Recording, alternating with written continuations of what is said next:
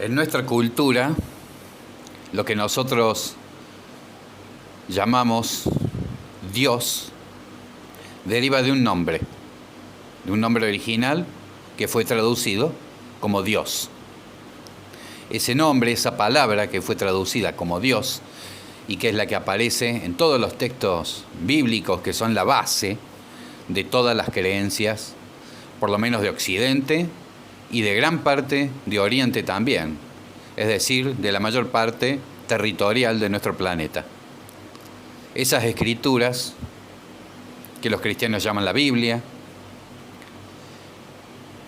que en el judaísmo se conoce como la Torá, que son los primeros libros, la primera parte del Antiguo Testamento, pero también forma parte de la religión musulmana. Es decir, territorialmente, la mayor parte de nuestro planeta, con su población, toma como referencia lo que podemos llamar, por su antigüedad, por su origen, la Torá. Es decir, básicamente, el libro del Génesis, Éxodo, y después se incorporaron otros más. Esto es importante, es muy importante, porque estamos hablando de las culturas más antiguas que existen. Son las culturas más antiguas que existen y son el alfabeto más antiguo que existe y del cual derivan prácticamente todos los alfabetos que hoy existen en el mundo. ¿Por qué? Porque la primera civilización que existió en el mundo fue la civilización sumeria. Esto es histórico. La primera civilización es sumeria y es una civilización semita. Es decir, en lo que más tarde conoceríamos como el judaísmo o los judíos. Por eso no es casual que estos libros del judaísmo, la Torá, sea la base principal de las principales y de la mayor parte de las concepciones espirituales, religiosas que existen en nuestro mundo. Esta introducción es importante porque volvemos de nuevo al tema de Dios, la palabra que hemos elegido para designar a Dios. Es importante tener en cuenta que cuando se empiezan a usar por primera vez estos conceptos, este nombre, Dios, había muchas ideas que eran muy difíciles de poder ser transmitidas. No existían la riqueza del vocabulario que tenemos hoy, ni tampoco de la comprensión y de la conciencia que tenemos hoy. La palabra que se eligió entonces es Elohim. Esa es la palabra con la cual designamos a Dios. Elohim, que lo traducimos hasta el día de hoy como Dios. Pero nos queda la pregunta más importante. ¿Y qué es Dios? Y ahí entramos en un terreno conservador y que se ha mantenido milenariamente por causa de un sistema conservador que es el de las religiones, de las ortodoxias, aquello que es sagrado y que no debe cambiar ni tocarse nunca. Esto es completamente antinatural y por lo tanto inhumano, dado que todo evoluciona, todo cambia, todo crece, tanto en la naturaleza de la tierra como en la naturaleza del hombre y de la mujer. Tanto en la naturaleza humana como en la naturaleza terrenal, como en todas las cosas que existen y que conocemos en el universo, todo se mueve, todo evoluciona, todo pasa por un desarrollo, y cuando eso no ocurre, se muere, deja de ser. En el caso del ser humano incluso puede ocurrir durante su vida. Un ser humano puede morir en vida si simplemente se ha estacionado. Por lo tanto, es completamente antinatural aquello que llamamos conservadurismo. Y no hay nada más conservador que la religión, hasta ahora. Pero también es conservador el sistema. El sistema en el que vivimos actualmente, por ejemplo, es absolutamente conservador. No le interesa que las cosas evolucionen demasiado, sí en sus aspectos técnicos, de control, de manipulación, pero no en cuanto a la conciencia de la gente, de la población. Este aspecto conservador es importantísimo para que cualquier sistema se mantenga eternamente en el tiempo y sin discusiones. Por eso, lo más natural es luchar contra lo conservador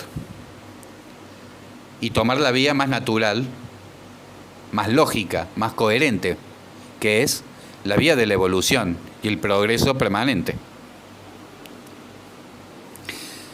Volviendo a Dios, la palabra Elohim, que se traduce como Dios, significaba en la mente, en la comprensión de aquellas primeras, antiguas civilizaciones fundacionales, una especie de rey, un monarca superpoderoso, al cual nosotros lo único que nos quedaba era rendirle pleitesía, adorarle todo el tiempo y recurrir a él para que solucione nuestros problemas o que por lo menos no se enfurezca contra nosotros y no destruya de alguna forma nuestra vida. Eso ha ido siempre muy de la mano con el sistema imperante, con el poder imperante del momento. A un rey no se le discute, al poder no se le discute, solamente se le obedece. Entonces era una idea muy bien implantada y, por supuesto, muy defendida hasta nuestros días, con todas las religiones o las religiones más importantes que tenemos. Pero Dios no es un rey, porque si fuera un rey sería una persona. Por lo tanto, si no es un rey no necesita alabanza, no debe ser alabado, porque no es una persona. Y si no es una persona, tampoco tiene sexo, no tiene género. Y esto también es importante, sobre todo en nuestra época, en el cual estamos luchando por una igualdad. Es muy importante porque para muchas mujeres hoy se les hace muy difícil acercarse a la espiritualidad o a cualquier forma de espiritualidad en la cual exista alguna concepción de Dios, porque Dios ha sido siempre, milenariamente, un hombre, un padre, un rey, no una reina. Entonces hay un gran componente de género, un gran componente patriarcal que expulsa a que muchas mujeres, que es la mitad de la población de este planeta, impide que muchas mujeres se acerquen a estas formas de espiritualidad y que busquen otras vías. Yo considero que por ahí cayendo en el error de sustituir alguna ideología, alguna religión, alguna forma de espiritualidad, donde en lugar de un rey haya una reina. Llámese la Pachamama o cualquier otra forma conocida, la triple diosa, etcétera, etcétera. Es comprensible, porque es un síntoma contestatario, pero no ha cambiado el sentido. Estamos hablando de jerarquía. Y la jerarquía es algo humano, por lo tanto, no corresponde a Dios. Esta es una introducción larga, pero es necesaria para poder empezar. Porque es mi deseo que la gente se acerque a Dios, al Elohim.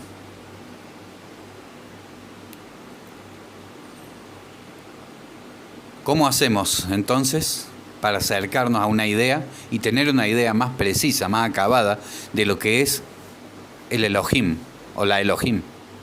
Como quieran llamarlo, de todos modos no tiene género. ¿Qué es Elohim? Eso que hemos traducido como Dios. Entonces tenemos que remitirnos a su significado original. Las letras que componen ese nombre, que no eran letras en su momento, sino que eran ideogramas, una especie de jeroglíficos que cada uno de ellos tenía un significado y ambos formaban una palabra. Eso es el primer alfabeto que existe, que es el proto-cananeo, del cual derivaron después las lenguas semíticas, como el alfabeto judío, el principal, y a partir de allí todos los alfabetos que hoy podemos considerar como tales.